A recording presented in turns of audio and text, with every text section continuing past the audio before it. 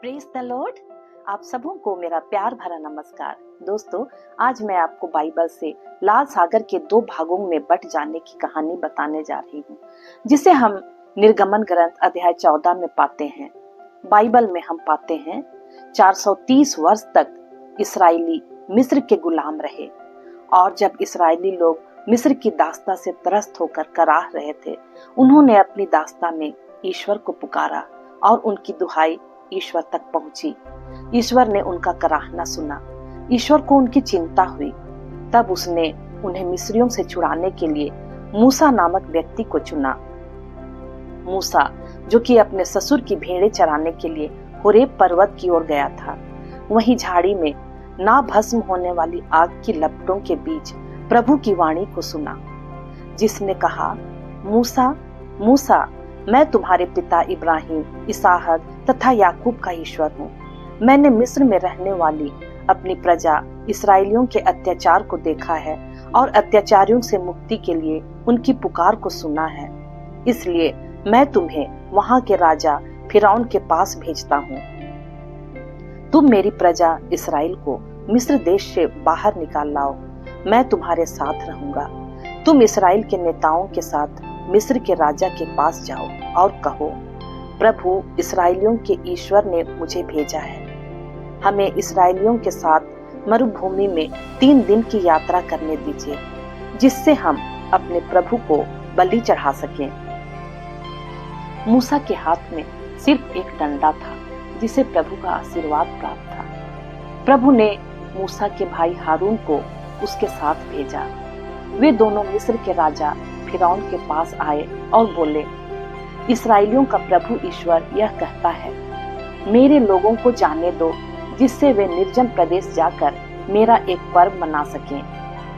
फिरौन ने उत्तर दिया, कौन सा प्रभु? मैंने तो उस प्रभु को नहीं देखा, न जानता हूँ, और ना मैं इसराइलियों को जाने दूंगा। दरअसल प्रभु ने फिरौन के दिल को कठोर बना दिया था, ताकि ईश्वर के चिन्ह और चमत्कार को वे देख पाएं। आपको पता है दोस्तों, मूसा जब फिरौन से बातचीत करने गया था, उस समय उसकी आयु 80 साल थी और हारून की 83 साल। फिर मिस्र में प्रभु ने 10 विपत्तियां भेजी, लेकिन फिर भी फिरौन का हृदय कठोर बना रहा। तब अंत में 10वीं विपत्ति से तंग आकर फिरौन ने इसराइलियों को जाने दिया। आगे हम देखते हैं कि मूसा की अगुवाई में जब इसराइली लोग मिस्र से निकले, तो बादल और आग के खंभे उनके मार्ग में रास्ता बना रहे थे। ईश्वर की आज्ञा के अनुसार वे लाल समुद्र के तट पर पहुंचे और वहां डेरे खड़े कर दिए, क्योंकि वहां से आगे बढ़ने का रास्ता बंद हो गया था। इधर जब परमेश्वर ने फिरौन के हृदय को कठोर बना दिया ताकि वह उनका पीछा करे, यह इसलिए किया गया ताकि ईश्वर उन्हें अपनी शक्ति दिखा सके और सभी जान जाएं कि प्रभु कितना सामर्थी है। हाँ दोस्तों, हमारा प्रभु सच में अति सामर्थशाली है।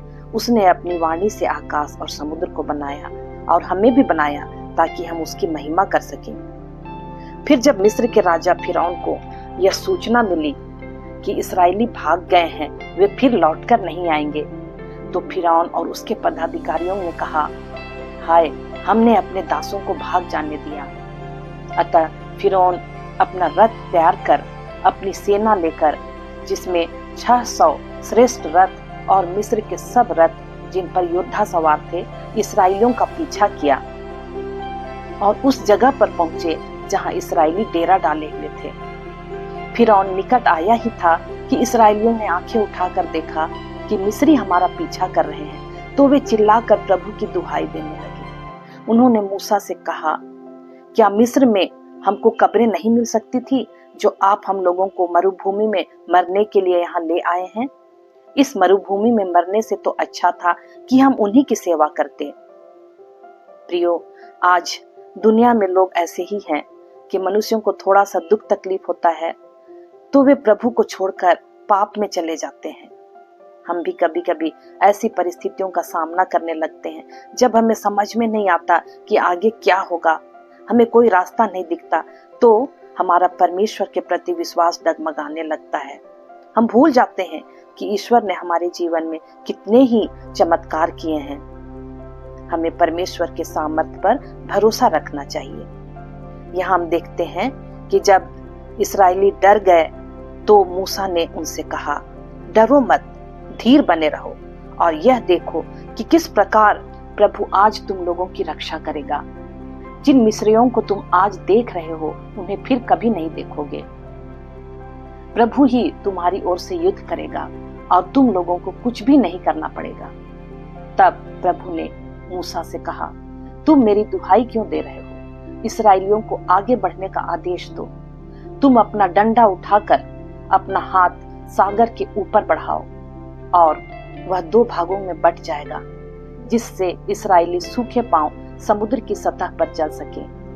मैं मिस्रियों का हृदय कठोर बनाऊंगा और वे इस्राएलियों का पीछा करेंगे।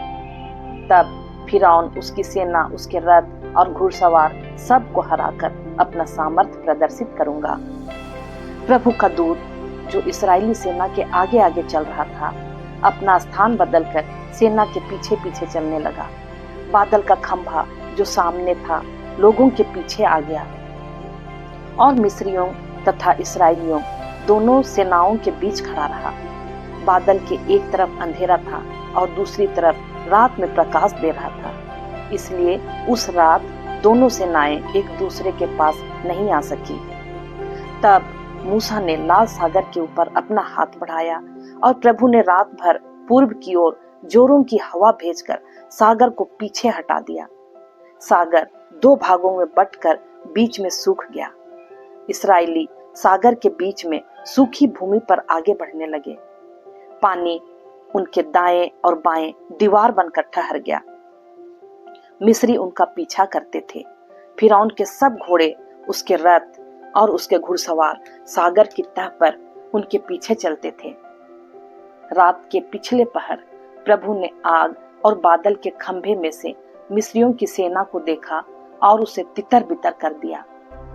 रथों के पहिए निकलकर अलग हो जाते थे और कठिनाई से आगे बढ़ पाते थे। तब मिस्री कहने लगे, हम इस्राएलियों से दूर भाग जाएं, क्योंकि प्रभु उनकी ओर से मिस्रियों के विरुद्ध लड़ता है। जी हाँ दोस्तों, प्रभु जिनकी ओर होता है उसे कोई भी कभी हरा नहीं सकता। क्या आप इस बात पर विश्वास करते हैं? तो हमें कमेंट जरूर करें। तब उस समय प्रभु ने मूसा से कहा, सागर के ऊपर अपना हाथ बढ़ाओ, जिससे पानी लौटकर मिस्रियों, उनके रथों और उनके घुड़सवारों पर लहराए। मूसा ने सागर के ऊपर अपना हाथ बढ़ा दिया और भोर होते ही सागर फिर भर गया। मिस्री भागते हुए पानी में जा घुसे और प्रभु ने उन्हें सागर के बीच में धकेल दिया। समुद्र की तह पर इस्राएलियों का पीछा करने वाली फिरौन की सारी सेना के रथ और घुड़सवार लौटने वाले पानी में डूब गए। उनमें एक भी नहीं बचा। इस्राएली तो समुद्र की सूखी तह पार कर गए थे। पानी उनके दाएं और बाएं दीवार बनकर ठहर गया था। उस दिन प्रभु ने इस्राएलियों को मिस्रियों के हाथ से हमेशा के लिए छुड़ा दिया। जी हाँ दोस्तों, हमारा प्रभु हमारे दुखों को भी हमेशा के लिए दूर करने वाला परमेश्वर है। हमें आशा के साथ ईश्वर से प्रार्थना करनी चाहिए। इस्राएली मिस्रियों के विरुद्ध किया हुआ प्रभु का यह महान कार्य देखकर प्रभु में विश्वास किए और उसका गुणगान किए। तो ये कहानी आपको कैसी लगी दोस्तों? आशा करती हूँ बाइबल की यह सच्ची कहानी आपको अच्छी लगी होगी। तो इसे अपने दोस्तों को भी शेयर करना ना भूलें। Praise the Lord.